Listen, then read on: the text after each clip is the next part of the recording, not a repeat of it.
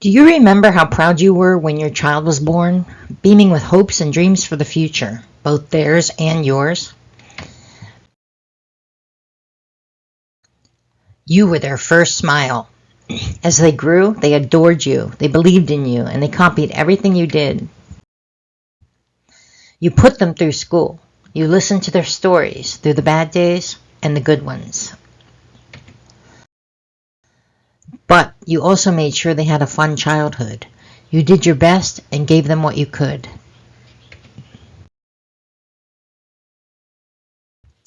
And after all that, they cut ties with you nonetheless. Why?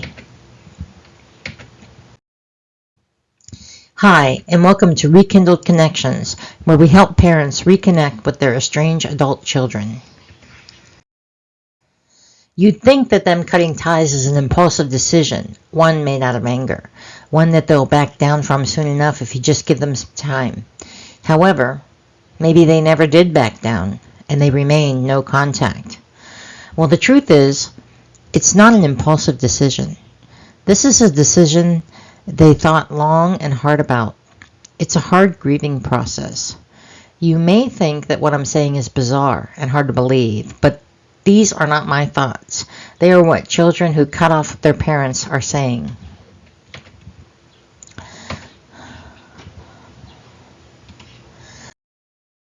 Here are some statements made by adult children who decided to cut off contact with their family.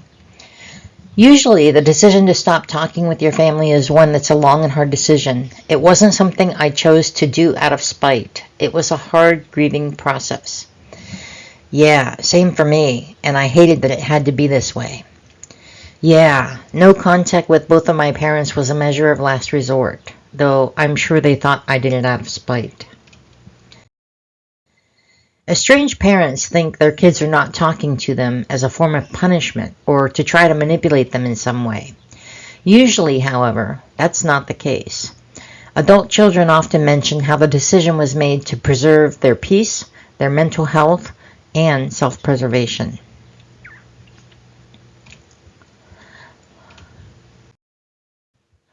Here are some actual quotes from children who cut off contact.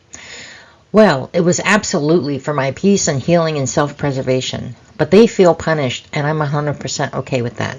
They deserve punishment. Well, really, they deserve sadness, loneliness, and the consequences of their actions. Weirdly, I do wish them well, but they have no ability to introspect and heal, so they won't get better, and that's their fault, not my problem. It would take a pretty massive ego to believe that depriving them of my company is a form of punishment. It's entirely self-preservation. The only punishment would be self-punishment if I continued enduring all that toxic bullcrap. But my mom continuously finds new ways to send me messages asking why I'm punishing her, nonetheless. The thought that it would feel like a punishment to them kept me from leaving for a long time. It finally got to a point where I had to put my need for safety over their need for comfort. One common reason estranged children mention for cutting off contact is that they felt abandoned, even often as little kids during critical times when support was needed the most.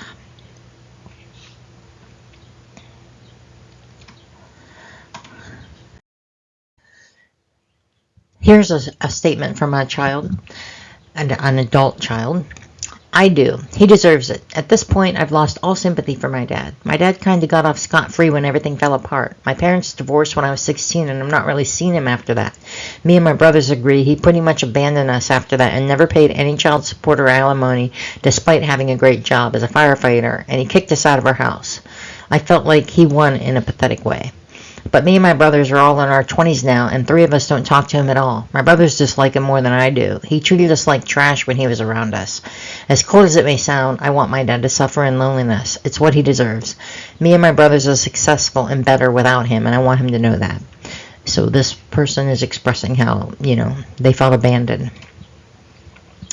I knew no matter how much work I put into myself in my relationship, they would never be able to give me the relationship I needed. It was more painful and detrimental to be in contact than it is to be no contact. It really comes down to I miss having a mom, dad, siblings, but not necessarily the people who made up that family. I can't make someone else want to love me. even if they theoretically should on a biological level. No contact, 5+ years. I'm grieving the life I'll never get back and will never have. But I wouldn't have that life either way. At least I'm not the scapegoat or black sheep begging and grasping for crumbs of love from my very own family. So this person feels emotionally abandoned.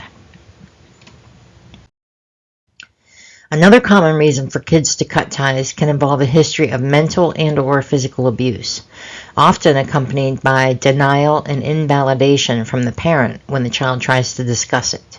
Many times, kids will mention prior abuse and a parent will say, "Oh, that never happened," or, "Well, he did the best he could," or, "Oh, you're just being so dramatic," or, "Get over it already." Have you ever had a bad experience in your life, and when you tried to discuss it, you were ignored or chastised? It's like getting slapped in the face, and it's devastating. If a child tells you they endured abuse and you don't think it happened, the experience is real for the child. Denying it or blaming the child is the worst thing you can do.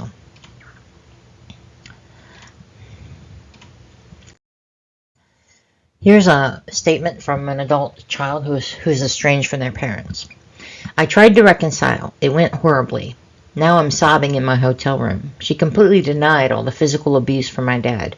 I honestly can't comprehend how she can deny all of it, but she just got angry at the statement of facts. The worst part is I really miss my mom, but how dismissive she was reinforced why it's too painful to talk to her. Anyway, lesson learned. They're still the same people you cut off. Your absence doesn't change them. Would you want to hang around with someone who consistently has toxic behavior? Toxic behavior can always be, it can always be like condescending, complaining, shaming, blaming, and disrespecting boundaries. Being around someone like this creates an unhealthy environment and an unhealthy relationship. Children often talk about the need to cut ties or distance themselves from such people for their own self-protection. It takes real courage and honesty to be able to look at yourself, reflect, and notice whether your own behavior might be toxic or whether something you do has unintentionally created a toxic environment.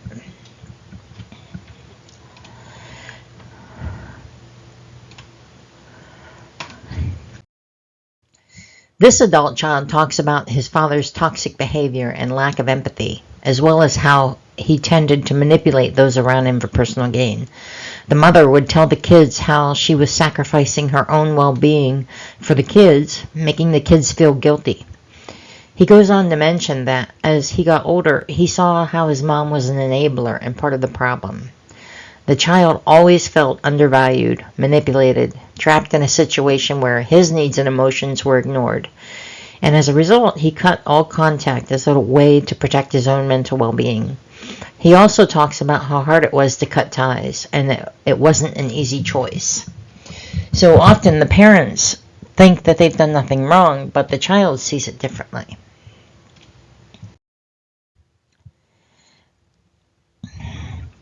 Some adult children lament how they cut ties because their parents always play the victim, expecting the child to constantly manage their emotions and actions to avoid conflict.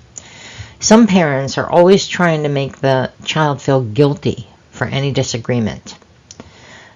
The child is expected to tiptoe around their feelings or cater to their emotional needs. Here are some statements from estranged children talking about things their parents say, trying to play the victim or guilt them into contacting them. This child's parent said, "You have to stop being so spiteful and realize all the good things we've done for you."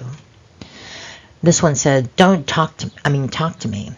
Don't ask what about. You are intelligent. Think of something. Maybe you can tell me what I did to deserve being ignored by you. Remember that we're old and will die soon, so you should get over it. These are all statements that make the child feel bad, and it's the adult playing the victim. Children who have cut off communication often mention how their parents make no effort to change their behaviors that harm the relationship. As we get older, We get more set in our ways. We've seen a lot, we've done a lot, and we think we know best. A lot of parents think, why should I change? You're the problem, not me.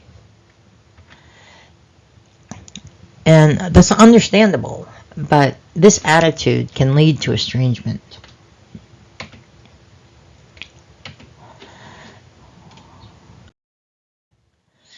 This adult child describes her parents' unwillingness to change. She says this: I think one of the main differences between my parents' actions and mine is self-awareness. No matter how many times I tried to communicate what was hurting me, they gaslit and refused to acknowledge the damage.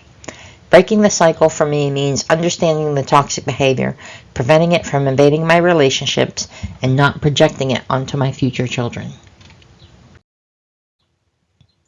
Sometimes, standing by family members who are abusive or demeaning can make reconciliation impossible. Sometimes, an adult child wants to talk to one family member, but they don't because that family member is always defending another one who the child does not want to be around for their own mental well-being. The child then cuts off contact with both of them.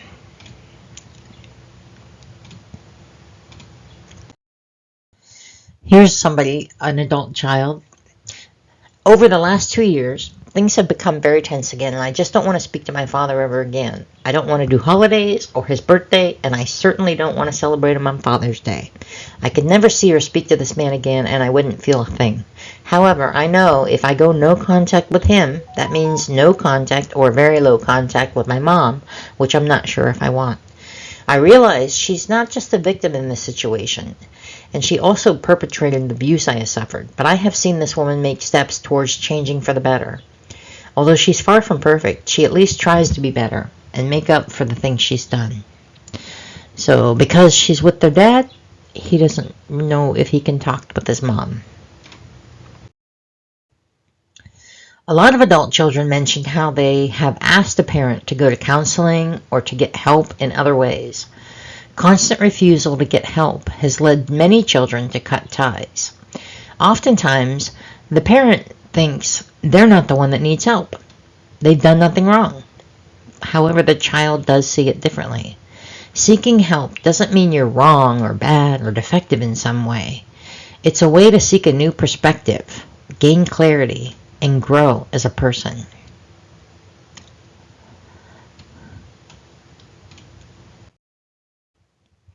If someone feels unloved or neglected, whether it be now or in the past, they might reach a point where they cut all ties.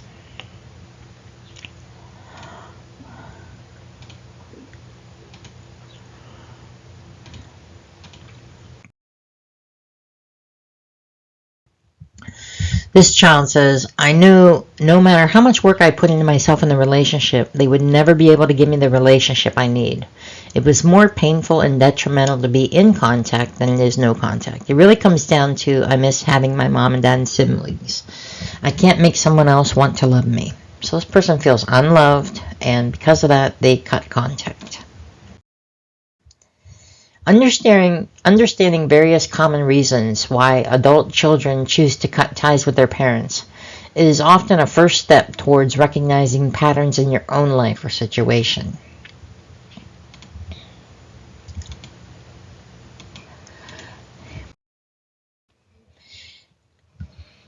It's helpful to sit back and reflect on your own behaviors and consider whether one of these reasons might be relevant in your own situation. Remember, it's not about who's right or who's wrong. It's about what we can do from now on to become better and make our relationships better.